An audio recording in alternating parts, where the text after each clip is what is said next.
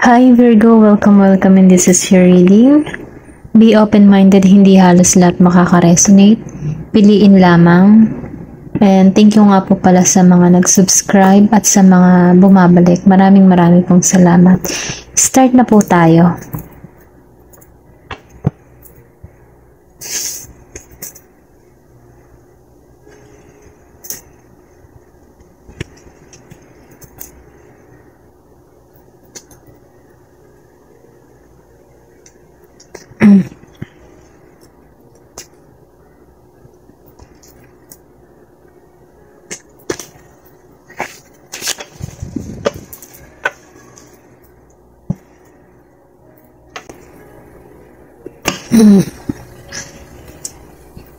Meron ka ditong Four of Wands upright, then the Devil upright,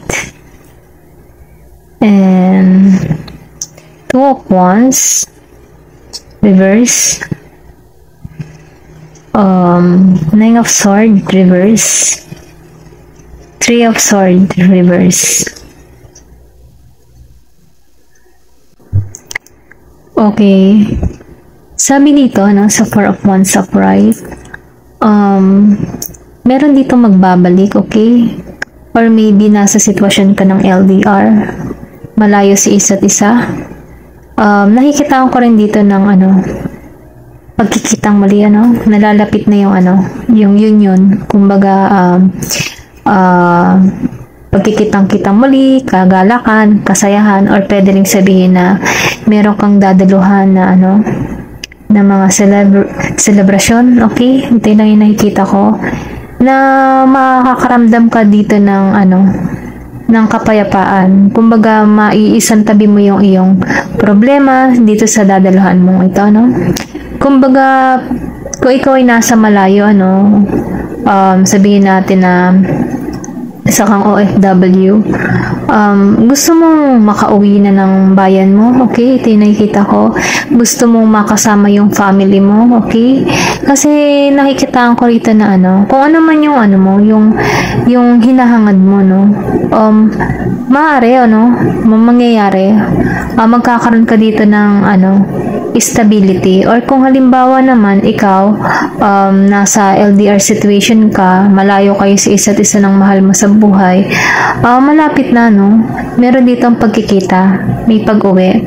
Then lumabas din dito yung 11-11. Sinasabi dito sa angel number 11-11, kumbaga mag-wish ka kung ano man yung mga gusto mong mangyari, dahil makakamit mo ito. Then sinasabi din dito na kung ikaw man ay humihiling ng kasal, kung ikaw ay may isang single, mangyayari ito. Kung ano man yung kagustuhan na puso mo, o kung ano man yung hinihiling mo, magaganap ito, okay? Kaya lang, hindi halos lahat, ito na yung nakikita ko.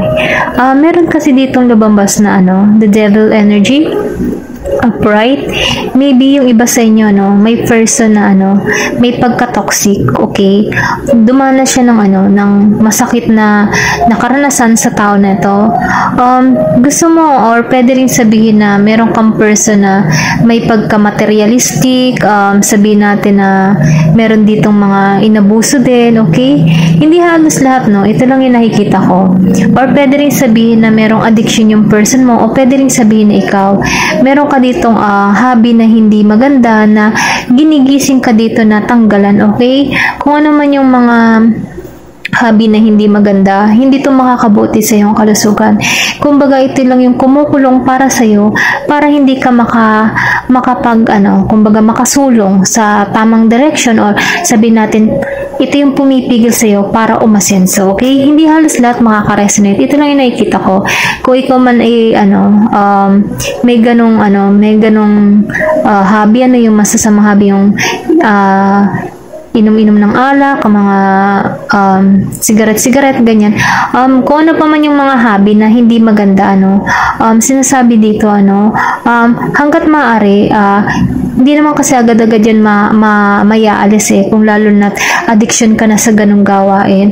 Yung mga sugal, ganyan, alak, sigarilyo, mga babae, or pwede rin sabihin na material na bagay, may obsess sa isang tao, sa isang mga bagay-bagay, mga ganun ba? Yun yung sinasabing devil energy na kumbaga kailangan ng ayusin. Kumbaga ginigising ka dito para turuan mo yung sarili mo na mag-improve. Turuan mo yung sarili mo na tanggalin yung mga yon. Kahit paunti-unti, maiwasan nang sa ganun, yung kalusugan mo ay maging maayos, no? Kung halimbawa sa ganyang sa mga bisyo mo sa alak at sa sigarilyo, maapektuhan niya na yung kalusugan mo kasi yan yung kumukulong sa'yo. Pero kung sa mga sugal-sugal naman, maapektuhan din yung iyong kabuhayan kasi doon napupunta yung pera na dapat ay nasa pamilya mo. Okay? O, ayun lamang po, no? Then, sinasabi din dito, pwede rin sabihin na may ganun kang klase ng person na nahihirapan ka sa ganun sitwasyon, okay? Kasi nakikita ko rin dito sa Two of Wands, reverse, meron ditong kumbaga, hindi ka na masyadong nag-iisip pa ng, sabihin natin na, ayaw mo na mag-isip ng sobra-sobra, ganun. Kumbaga, sinasabi dito na, feeling mo kasi lahat ng mga gusto mong mangyari hindi nangyayari. Halimbawa, gusto mong may pangarap ka pero nahihirapan kang abutin yun kasi feeling mo unti-unting nawawala yung mga pangarap mo. Feeling mo hindi mo naabot yung pangarap mo. Feeling mo wala. Hindi ka makaalis sa ganyang posisyon, Gusto mo siyang takasan pero hindi mo alam kung paano. Gusto mong alisan yung mga ganyan pero hindi mo alam kung paano. Maybe dahil meron nga ditong devil energy na ito yung humihila para sa'yo. Pero ganun pa man, sinasabi dito, maalisan mo ito, matatanggalan mo to kung ano man tong mga hobby na ito. Kasi tulong na rin, kumbaga kailangan mo rin tulungan yung sarili mo. Pero sinasabi din dito, na matatapos na kung ano man yung mga nagpapahirap din sa'yo. Kung yung iba sa inyo, nahihirapan, kumbaga pilit na parang nakakulong siya sa ganung sitwasyon, sobrang hindi siya makaalis. Maybe merong ditong mga na-trauma or stress, mga depressed, mga ganun ba. Pero ngayon, narito ka na sa point na tinutulungan mo na yung sarili mo na makaalis sa ganung posisyon. Kasi ayaw mo ng ganun. Kasi ayaw mo yung pakaramdam na masakit. Kumbaga, natututo ka na rin dito na mahalin muli yung sarili mo, nagkakaroon ka dito ng panibago. Kumbaga, makaka-recover ka sa sitwasyon mo. Kumbaga, itong devil energy nito, ito lang yung mga sabihin natin parang bangungot ng nakaraan na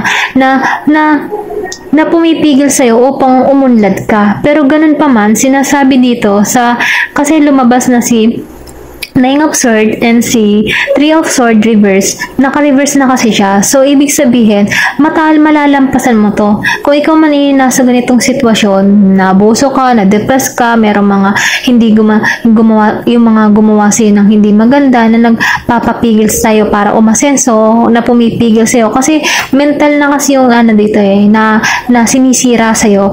Pero ngayon pa man, ginigising ka dito. Kumbaga, pumapasok na sa'yo ang realidad na kailangan mo ng tulungan yung sarili mo. Then, nakikitaan ko rin dito na malalampasan mo ito. Then, meron din ako nakikita dito na merong hihingi ng tawad sa'yo, okay? Sinasabi dito, patawarin mo na. Kumbaga, patawarin mo na. Bigyan mo ng laya yung sarili mo. Once na kasi hindi ka nagpapatawad, kinukulong mo pa rin yung sarili mo sa ganung, alam mo yun, sa ganung pakaramdam. Pero once na nagpatawad ka, mawawala yung ganung pakaramdam. Kumbaga, magkakaroon ka dito ng peace of mind. Kasi, sinasabi dito, makaka-recover ka 2 beses kasi lumabas yung recovery. So, ibig sabihin, matutulungan mo yung sarili mo, maharap mo ulit yung kinabukasan mo, at andun ka na sa point na nagkakaroon ka na ng realization para tulungan muli yung sarili mo, para ibangon muli yung iyong sarili, okay? Ito lang yung nakikita ko. Maybe narito ka na, kung ikaw may nasa sitwasyon na ganito, no, dito ka papunta, no, na maire-release mo yung mga masasakit, masamang pangyayari sa'yo, magkakaroon ka dito ng self-love ulit para sa iyong sarili at marirecover mo kung ano man yung sitwasyon o nangyari sa'yo. Dahil lumabas din dito sa 11-11, kung ano man yung mga hinihiling mo, no, matutupad yan. Kung ano man yung gusto mo, o marating, matutupad yan. Maybe may person ka lang na ganito na pilit na humahatak sa'yo itong devil energy, o pwede rin sabihin may nakaraan ka na ang hirap-hirap mong alisan, na may takot, pero ngayon natututo ka na alisan yung takot na iyon. Okay? Ayun yun lang nakikita ko, no? At yun ang maganda, at least at the end natututo ka na, kumbaga natatanggap mo na sa iyong sarili at nakaka-recover ka na, nagkakaroon ka na ng healing, at nakikitaan ko rin dito na magpo-progress ka, kumbaga mag-grow ka at mamahalin mo na yung sarili mo. Ayan, ito na yung nakita ko. Tingnan pa natin, ano.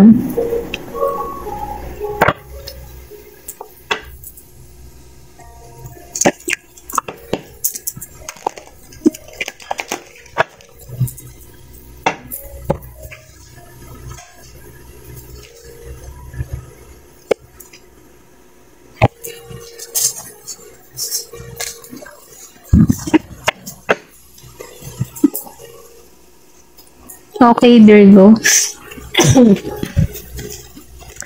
Nakikita ko dito, no, lumabas ulit si forgiveness. So, confirmation, ano, kailangan mo ng palayain, patawarin yung mga taong gumagawa sa'yo ng hindi maganda, or kung ano man yung karanasan mo na nagbigay sa'yo ng pasakit, ano, patawarin mo nang sa ganun makalaya ka sa ganyang kapakiramdam. At yung mga taong iyon, yung nagbigay sa'yo ng pasakit, sila yung magdadala ng kumbaga dala-dala nila yan habang buhay yung konsensya, at hindi sila magkakaroon ng kapayapaan dahil sa ginawa sa'yo. Kasi may nakikita rin din ako dito na inabuso, maybe sexual abuse. Okay, ito yung lang nakikita ko.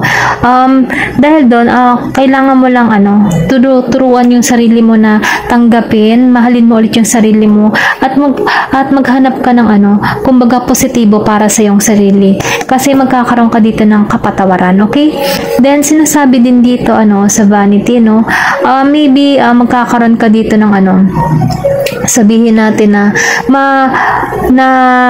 magkakaroon ka dito ng panibago, no? Maybe yung iba sa inyo, iisipin nyo na lang na walang kabuluhan na lang itong mga nangyari sa inyo na masakit dito sa devil energy. Kumbaga, wag mo nang pagtuunan ng pansin kasi walang kabuluhan yan. Kumbaga, hayaan mo na lamang. Kahit ano man yung masakit na nangyari sa'yo, ipagpasa Diyos mo na lamang kasi si God na yung gaganti para sa'yo, okay? Then, nakikita ko rin dito, maybe ikaw babaguhin mo yung sarili mo, magkakaroon ka dito ng panibagong pakikipagsapalaran, ugnayan sa ibang tao, matututo ka ulit makisalumuha sa ibang tao, at maibabalik mo yung kumpiyansa mo sa iyong sarili. Kasi nakikita ko rin dito na aalisan mo na ito aalisan mo na yung mga bibigat na nagpapasakit sa iyo, na pilit na humahatak sa iyo sa ganyang pakiramdam. Kasi kung makikita mo dito sa puno na ito, kumbaga wala na yan nanlagas na lahat yung mga masasakit na nangyari sa iyo. Kumbaga isa na lang yung alaala, isang bangungot na dapat ay hanggang doon na lamang, at hindi mo na kailangan dalhin pa. Kasi nakikitaan ko rin dito na tutungo ka sa panibagong yugto ng yung buhay, mangangarap ka muli, magkakaroon ka ulit ng panibagong sabihin na perspective sa iyong buhay, ganon. Ito yung nakikita ko. Kasi lumabas din dito yung vanity, then lumabas din tong Four of Wands. Maybe, kung titingnan mo, celebration, meaning kasi din ito ay sabihin natin na pagkikitang muli, gathering, reunion, community, okay, marriage. Ayan, ito yung nakikita ko. Maybe may dadaluhan ka dito na celebration, kasal, reunion, na magbibigay sa'yo ng kagalakan. Ayan, ayun lang yung nakikita ko, no? At mararamdaman mo na, or pwede rin sabihin na attend ka sa mga community, magkakaroon ka dito ng sabihin natin na yung community na magbibigay sa iyo para mas ma-develop ka pa bilang isang tao or bilang isang ikaw, okay? Kasi may mga community na yata din siguro na nagbibigay ng mga, sabihin natin, mga advice na mga nagpapalakas ng kumpiyansa sa sarili, or mga ganun ba? Or pwede rin sabihin na sasali ka sa mga group chat na, alam mo yon, yung magbibigay sa iyo ng panibagong hobby. Ayan.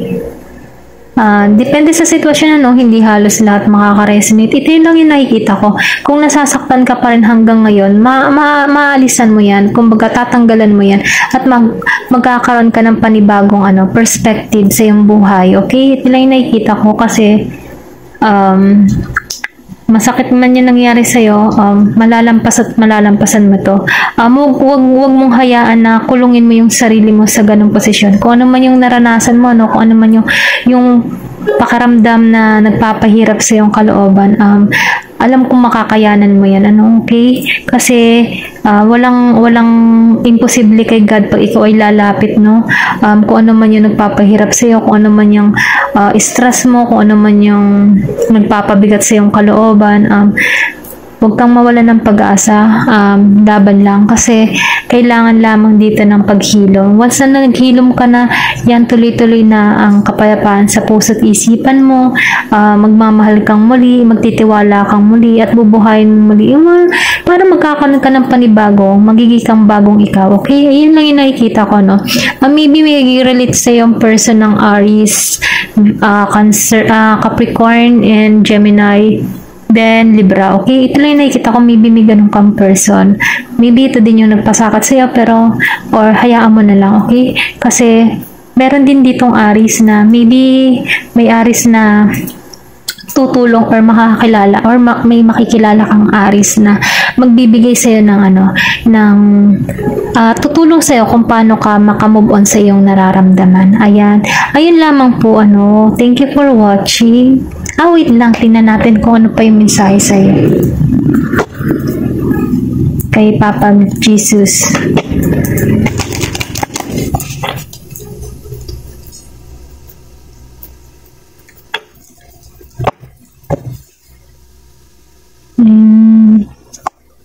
Ito. Ayan, ano ba to? What things soever you desire, when you pray, believe, then you receive them, and you shall have them. Ayun, maganda yung mensahe para sa'yo, no? Parang sinasabi dito, kung ano man yung mga bagay na gusto mo or hinihiling mo, ipanalangin mo at ipagdasal mo at maniwala ka na natanggap mo ito. Dahil, kasi once naniniwala ka, marireceive at marireceive mo yan. Ayan. Kapag ipinapanalangin mo, no? Kasi may mga anghel din dito. Merong kalapati. Maybe nakakakita ka ng ibon, Kung nakakita ka ng ibon, isa rin yung sign na nasa tamang path ka, nasa tamang direction or daan ka, okay? Na nagpapahiwatig sa'yo na si God ay nasa tabi mo, hindi kanya pinababayaan. Ayun lamang po, sa mga may nakakaranas ng ganito. Tiwala lang, kapit lang, dasal ka palagi, makakaraos ka din. Kung ano man yung hilingin mo, kung ano man yung minimithi ng puso mo, makakamit. Isipin mo nakamit mo na yan, nang sa ganun mangyari yan sa buhay mo. Okay? Yun lamang po, Thank you for watching, and love and peace.